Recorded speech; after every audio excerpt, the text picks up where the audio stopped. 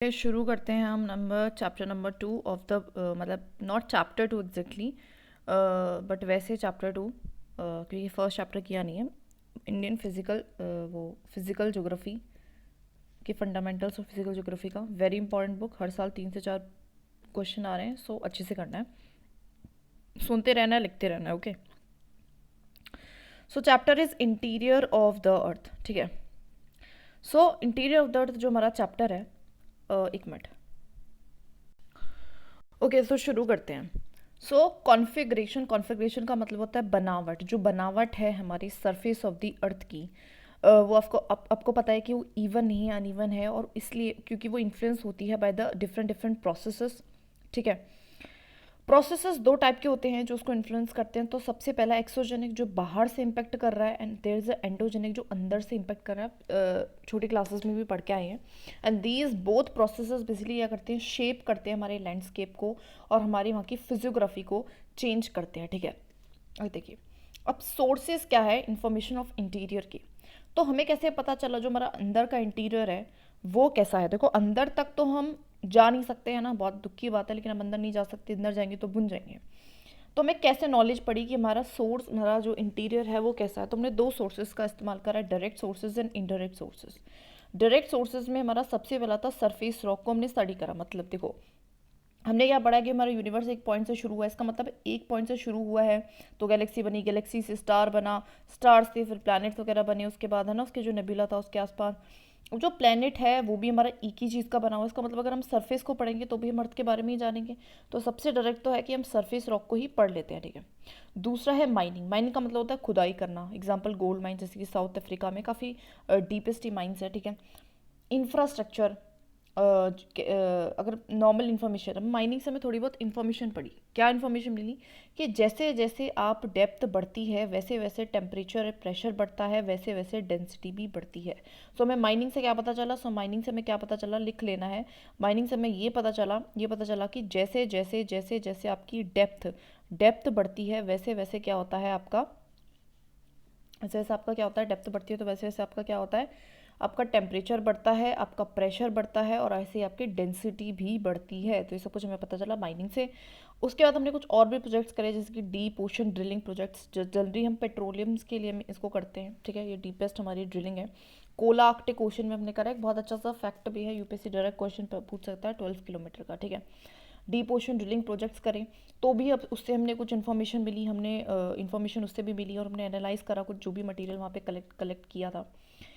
तीसरा चौथा हमारा हमने वॉल्केनिक इरप्शन। जो भी वॉल्केनिक इरप्शन क्या है, मैग्मा सरफेस पे आ रहा है तो अर्थ के ही अंदर से वो मैग्मा जो है निकल के आ रहा है, तो उसका मतलब उसको स्टडी करो, उसका लेबोरेटरी एनालिसिस करा, लैब में जाकर एनालिसिस किया उसका। तो ये सारा कुछ हमारे डायरेक्ट थे। तो कौन कौन से थे उसको लिख लेना। तो कौन कौन से थे, सरफेस रॉक को पढ़ा, माइनिंग के थ्रू, ड्रिलिंग के थ्रू, एंड वॉल्केनिक एक्टिविटी के थ्रू हमने डायरेक्ट सोर्सेज को पढ़ा। अब there is also indirect sources. अब कैसे, माइनिंग से पता चल गया कि भैया हाँ, प्रेशर बढ़ रहा है, टेम्परेचर बढ़ रहा है, डेंसिटी बढ़ रही है डेप्थ के साथ। ठीक है, रेट क्या रेट से बढ़ रही है वो मैं नहीं पता अभी भी, है ना, किस रेट से बढ़ेगी। ठीक है, और देखो मीटियोर्स।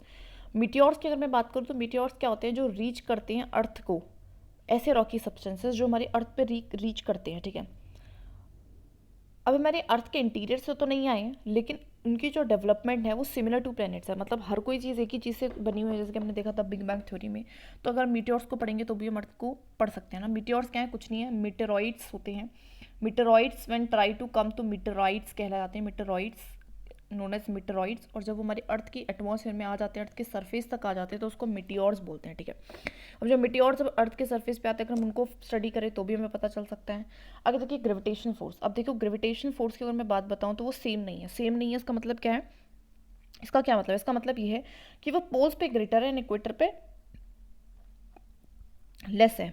पोल्स पे ग्रेटर है और इक्वेटर पे लेस है, हमें ऐसा देखने को मिला। ठीक है, सेम ना होना उसको हम क्या कहते हैं, ग्रेविटी एनोमली। क्या कहते हैं, ग्रेविटी एनोमली। ठीक है, अब ऐसा क्यों है, ऐसा इसलिए बिकॉज जो distance from the centre at equator है, जो ये वाला डिस्टेंस है वो ज़्यादा है एज कम्पेयर टू ये वाला जो डिस्टेंस है वो कम है।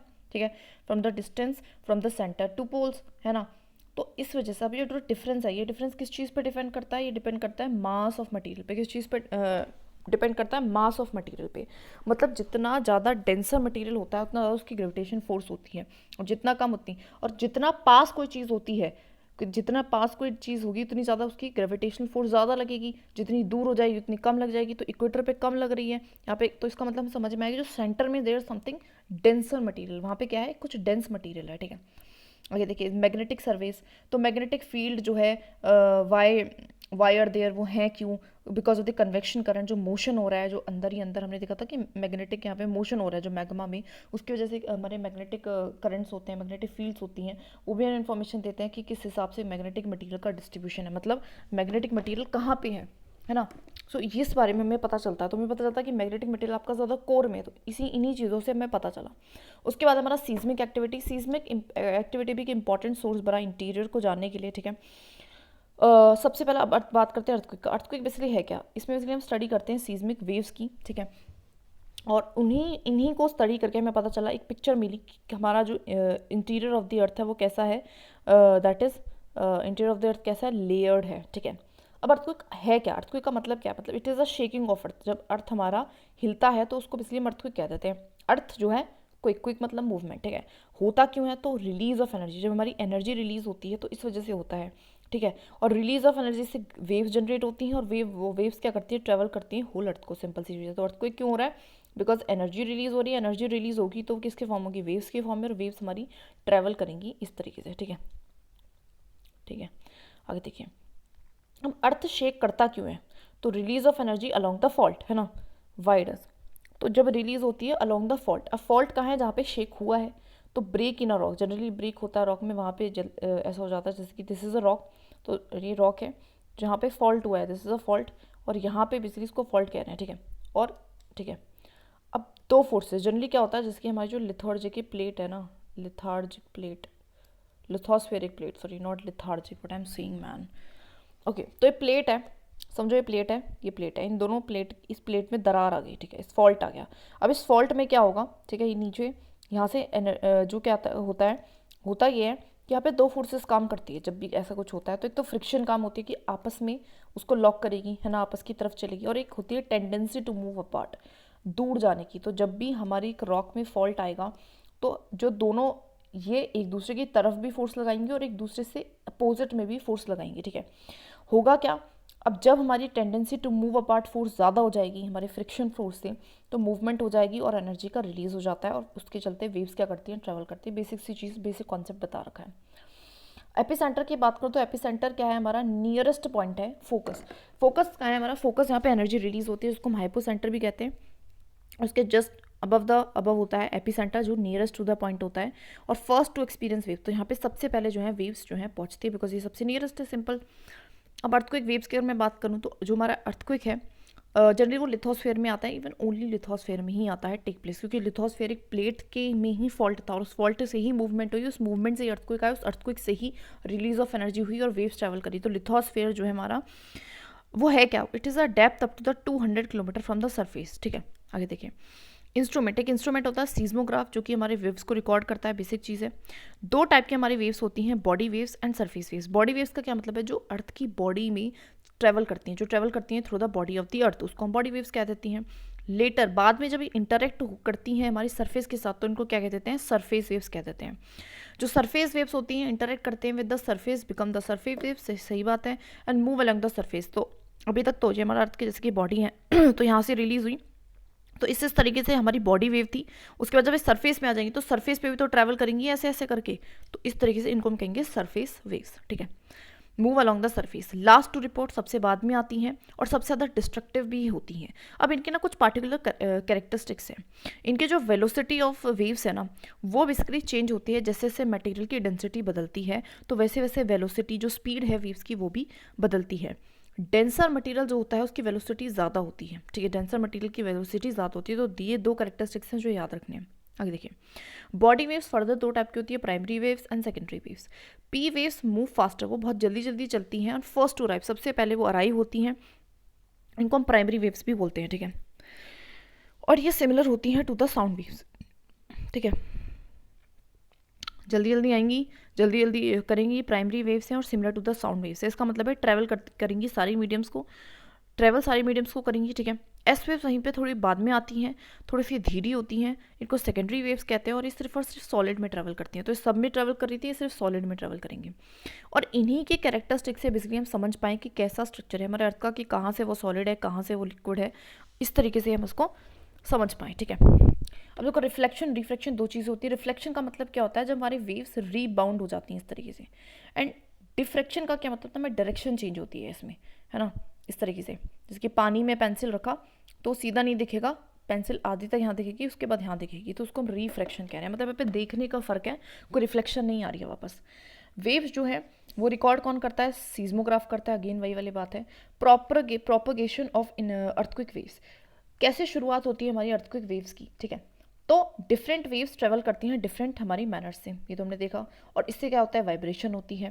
और पी वेव्स करती हैं पैरेलल, तो इनको पैरेलल वेव्स भी बोल रहे हैं ना, देखा थे हम 7th की एनसीईआरटी में। तो इस तरीके से, ठीक है। डेंसिटी डिफरेंसेस भी क्रिएट करती चलती है ये। अदर जो वेव्स होती हैं लाइक एस वेव्स हैं, सरफेस वेव्स हैं, वो ऐसे ट्रांसफर वेव्स हैं, वो इस तरीके से चलती हैं, ऊपर नीचे करके थ्रस्ट एंड क्रस्ट बनाते हुए, ठीक है। अब देखते हैं emergence of shadow zone. Shadow zone है क्या, शैडो जोन का मतलब क्या है, एक ऐसा एरिया जहाँ पे मतलब जोन जहाँ पे नो वेव रिकॉर्डेड, उसको हम शैडो जोन कह देते हैं, ठीक है। देखो दुनिया में हर जगह सीज्मोग्राफ रखे हुए हैं, तो जब कभी भी आता है अर्थक्वेक तो सारी सीज्मोग्राफ कुछ ना कुछ रिकॉर्ड करते हैं। तो शैडो जोन की अगर मैं बात करूँ तो पी वेव्स एस वेव्स दोनों के अलग अलग है।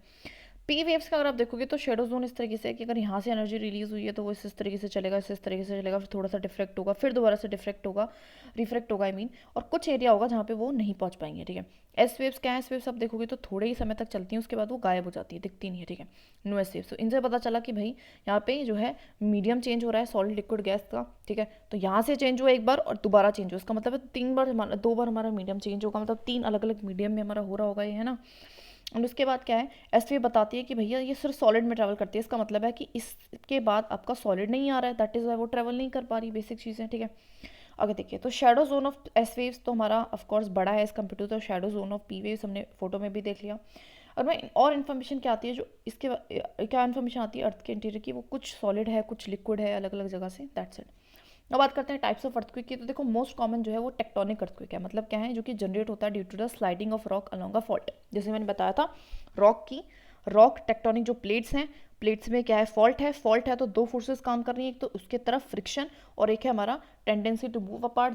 जब हमारा टेंडेंसी टू मूव अपार्ट ज़्यादा हो जाती है तो मूवमेंट होगी तो रिलीज ऑफ एनर्जी, तो इसको हम टेक्टोनिक अर्थक्वेक कह देते हैं। वॉल्केनिक अर्थक्वेक क्या होता है, एक्टिव वॉल्केनिज्म जहाँ होता है, मतलब जब वॉल्कन मतलब ऐसे एक माउंट था, वॉल्केनिक माउंटेन था, वो फट गया, तो फटेगा तो भी मूवमेंट लाएगा ना अर्थ के सरफेस में, क्योंकि बहुत तेज़ी से होता है ऐसा, ठीक है। इंटेंस माइनिंग, जब बहुत ज़्यादा माइनिंग होती है तो जो एरिया होता है ना इस लेगा, जैसे कि अब यहाँ पे हमने क्या करें, इस तरीके से माइनिंग करके और इस तरीके से गड्ढा कर दिया, ठीक है। अब जो ये गड्ढा है इस तो ऊपर की जो इसकी ये है छत है, वो उसका सपोर्ट नीचे से चला गया, तो ये रूफ क्या करती है, कोलैप्स कर जाती है, और बहुत बड़ी बड़ी किलोमीटर्स की यहाँ से होती हैं, तो जनरेट कर देती हैं माइनर ट्रिमर्स को, और इसको हम कोलैप्स अर्थक्वेक कहते हैं। क्या कहते हैं, कोलैप्स अर्थक्वेक, ठीक है। आगे देखिए, explosion of chemical and nuclear devices, ठीक है। तो ग्राउंड शेक कर जाता है, ठीक है। तो कैसे, जब हमारे केमिकल एंड न्यूक्लियर कुछ भी हम ऐसा एक्सपेरिमेंट करते हैं, जब उससे हो जाता है तो उसको हम एक्सप्लोजन अर्थक्वेक क्या देते हैं। अर्थक्वेक जो है वो कॉज करता है large reservoirs, cause due to large reservoir. मतलब हुआ क्या कि कहीं पे अर्थक्वेक आया, थोड़ा बहुत भी मूवमेंट हुई, या फिर मूवमेंट भी नहीं हुई, जस्ट डैम्स थे, बहुत बड़े बड़े डैम्स होते हैं और वो किसी ना किसी कारण टूट गए, तो बहुत सारा पानी जो है एकदम से आ जाता है और बह जाएगा, है ना, बहुत ज़्यादा मूवमेंट ला देगा ये भी, तो उसको हम रिजर्वर इंड्यूस्ड अर्थक्वेक कहेंगे। तो ये सारे अर्थक्वेक के टाइप्स थे। अब देखते हैं मेजरमेंट कैसे करते हैं अर्थक्वेक का। तो सबसे पहला है मैग्नीट्यूड जो बताता है that is a level of energy, मतलब कितने लेवल की एनर्जी रिलीज हुई, उसको मैग्नीट्यूड जो बताता है अर्थक्वेक का, उसको हम कहते हैं रिचर स्केल, जो कि 0 से 10 तक होता है। जो इंटेंसिटी बताता है, इसका मतलब है हार्म कितना करा, कितना उसने नुकसान करा, बेसिकली डिस्ट्रक्शन करा, वो मैंने बताता है Mercalli scale, that is 1 to 12, ठीक है। अब देखो इफेक्ट्स क्या होते हैं अर्थक्वेक, तो सबसे पहला है ग्राउंड शेक हो जाता है, ग्राउंड हिलेगा, ठीक है। दूसरा डिफरेंशियल ग्राउंड सेटलमेंट। अब इसका क्या मतलब है, देखो यहाँ पे अर्थक्वेक आया तो हुआ क्या, एक बिल्डिंग थी प्रॉपर्टी, अब बिल्डिंग क्या हुई, एक साइड से धस गई, इस तरीके से ये हमारी धस गई एक साइड से, तो उसको कहेंगे डिफरेंशियल ग्राउंड सेटलमेंट, ठीक है। ग्राउंड सेटल हो गया डिफरेंट तरीके से। लैंडस्लाइड सिंपल है, यहाँ पे मास मूवमेंट होता है रॉक डेब्री अर्थ का।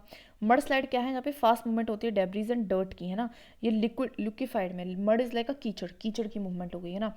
सॉइल लिक्विफिकेशन क्या है, सॉइल का लिक्विड में कन्वर्ट हो जाना। जनरली क्या हो जाता है, सॉइल के अंदर भी देखो, सॉइल के अंदर भी फोर्स है कि वो सॉलिड रहती है, लेकिन अगर उस पर ऐसे ट्रिमर्स आते हैं तो कभी को क्या हो जाता है, उसकी फोर्स जो है ब्रेक डाउन हो जाती है और वो लिक्विफाई हो जाती है।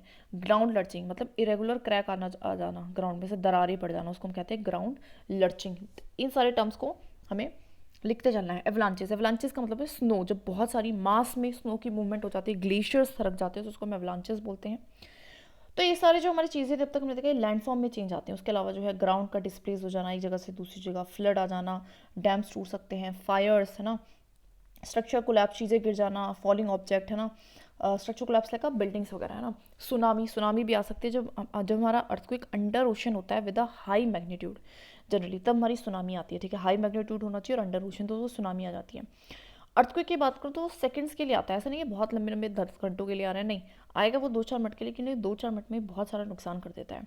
फ्रीक्वेंसी ऑफ अर्थक्वेक अकर जो होती है वो नेचुरली, अगर आप देखोगे नेचुरली होता है, मतलब जनरली वो खुद से होता है ना, मैन मेड एक्टिविटीज से कम ही होता है। हाई मैग्नीट्यूड का जो हमारा earthquake होता है वो बहुत रेयर आता है, लाइक है ना, एक बार आ गया 1 से 2 साल में बस, है ना, लेकिन हैवी डैमेज करता है। और नॉट ऑल प्लेस, हर जगह पे भी नहीं आता, कुछ पार्टिकुलर प्लेसेस होते हैं जहाँ पे मतलब जो मैप के थ्रू भी समझेंगे तो वहाँ पे ज़्यादा हमारा आता है। ठीक है, टाइनी अर्थक्वेक, छोटे मोटे अर्थक्वेक तो हर मिनट में आते रहते हैं, हर मिनट में, बिकॉज जो एनर्जी है वो रिलीज होती रहती है। now बात करते हैं स्ट्रक्चर ऑफ द अर्थ की। स्ट्रक्चर ऑफ द अर्थ की बात करें तो सबसे पहले हमारा क्रस्ट है। क्रस्ट जो है हमारा आउटर मोस्ट सॉलिड पार्ट है, ब्रिटल है, ब्रिटल का मतलब क्या है, नाजुक है, तभी हम उसमें घर वर सब कुछ बना पा रहे हैं। थिकनेस ऑफ क्रस्ट जो है वो डिफरेंट है, मतलब ओशनिक जो हमारी क्रस्ट है वो एक्चुअली थिनर है, लेकिन वो ज़्यादा हैवियर है, मतलब वो दिखने में तो पतली है लेकिन वो हैवी बहुत है। वही कॉन्टिनेंटल थिकर है, देखने में तो मोटी है, लेकिन वो क्या है, लाइटर है, हल्की है। ठीक है, ओके, मेंटल की बात करो तो क्यों क्रस्ट के नीचे आता है। ठीक है, तो क्रस्ट जो है और जो मेंटल जो है उसके बीच की जो सेपरेशन, उसको मोहो डिस्कंटिन्यूटी कहा गया है। क्या कहा गया है, मोहो डिस्कंटिन्यूटी, इस चीज़ को याद रखना है, क्रस्ट और मेंटल के बीच में इसको लिख लेना। अपर जो पोर्शन है हमारे इसका दैट इज लिक्विड है, अपर जो हमारा मेंटल है वो लिक्विड है, उसको हम एस्थनोस्फेयर कहते हैं जनरली, या वीक एरिया, जो कि मेन सोर्स ऑफ मैग्मा है, मैग्मा का एक मेन सोर्स है। ठीक है, क्रस्ट प्लस में एस्थोनोस्फेयर दोनों मिला के हमारा लिथोस्फेयर बनाते हैं। ठीक है, बेसिक चीज़ है। लोअर मेंटल हमारा सॉलिड है। ठीक है, तो अपर लिक्विड, लोअर सॉलिड। कोर की अगर मैं बात करूँ तो कोर, आउटर कोर तो हमारा लिक्विड है बिकॉज टेम्परेचर कम हो रहा है, लेकिन इनर कोर हमारा सॉलिड है बिकॉज टेम्परेचर तो कम हो रहा है लेकिन प्रेशर भी बढ़ रहा है। ठीक है, और ये made up of a very heavy material है, बिकॉज आपको पता है कि जैसे से सेंटर में वही चीज़ें आएंगी जिसकी डेंसिटी क्या होगी, ज़्यादा होगी, है ना, निकल आयरन जैसे, इसलिए इसको निफे लेयर भी बोलते हैं। ठीक है, बेसिक चीज़ें। वॉल्केनोज की अगर मैं बात करूँ तो वॉल्केनो, जब हमारा वॉल्केनिज्म होता है तो क्या क्या चीज़ें बाहर आती हैं, तो आपको पता है gases, ashes, molten rock, material, lava, ये सब कुछ आता है।